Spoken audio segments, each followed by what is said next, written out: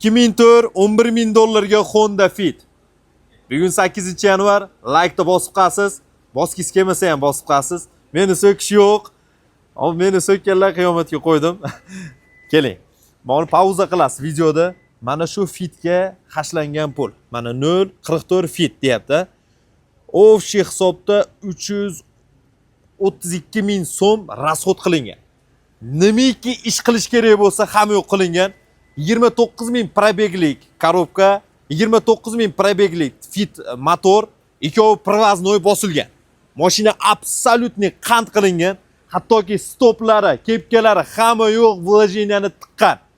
332,000 pul tiqibdi akam, $11,000 dollarga 2004 hech qanday ish yo'q, eng Fitni zo'rini xohlagan odamga mana.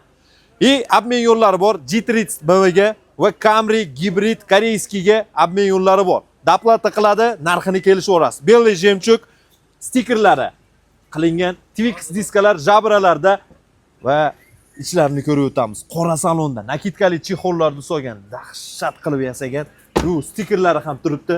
Ichki salonlari, тройный elektropaket, черный обшивка, черный сиденье, multirul, pechka klimat kontroli, knopkalik, Android monitorlar, avtomat korobka, 3D polilari bor.